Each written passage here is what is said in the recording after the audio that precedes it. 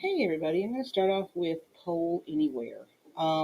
This is what a poll result looks like. The question I chose to put up was, when you think of Waco, what word comes to mind? Because that's something we would do in our school. And these are the words that I had a class in the library, and they came up with some words. I think activity right here, and you would create an activity by pressing the activity button. Sorry, there's the bell. You have multiple kinds of activities that you could choose from. You can do a multiple choice question, a word cloud, which is what I did when I had the screen up. Q&A is where you type a question, the students can answer, and then they can vote for one another's answers as well. Clickable image, you put in multiple images, and then the students can go in and choose one of those images. You could do a survey where you ask for questions. You could do an open-ended question where you ask a question and they have to answer that question. There's also a competition, which is kind of a way for students to compete against one another on who knows the answers. And there's lots of more things that they can that you can choose from, but in a 3 to 5 minute video, I don't think I can go through all of those. Some of the ideas that I had for using this with blended learning is multiple. If you used a multiple choice question, you could do something like, after you've read at night or watched your video, what you know what what's the answer to 2 plus 2? So then you see kind of if they have a basic understanding of what they read. A word cloud is something that you could possibly do when the students came back to school the next day.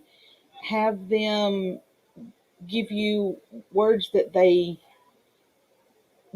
got from the reading or got from the video. What are some of the main ideas? And the more students that choose those things, again, the bigger the words are.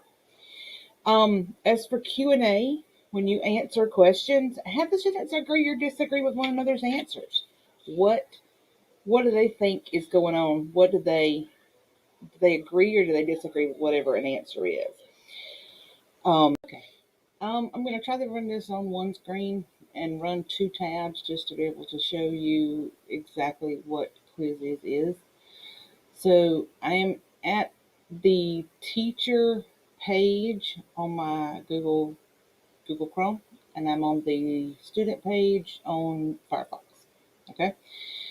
So I've gone to Quizzes. I'm going to go to Explore. This is a teacher account. I am going to go to my library, which is things that I have created. I did this back when I taught 5th grade years ago. And I'm going to open a quiz. Okay, and then I can do this 2 different ways. I can either assign the quiz where the student would take it when they were alone, or I can do a live session, excuse me, where we will all do this together. So for this purpose, I'm going to do a live session, and I'm going to do classic based. Okay, so I'm going to, let's say classic, I'm going to click continue, and it's going to give me a Quizzes join code.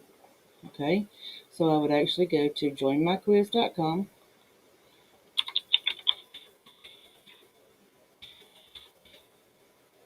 And when I do that, it's going to ask me to enter a join code, 898171, and I'm going to join.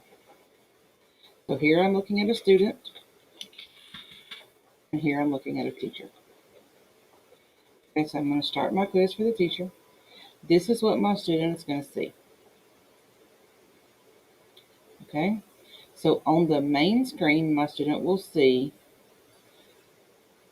the question and then 4 possible answers. Okay, I'm going to end the quiz. Yes, I want to end it.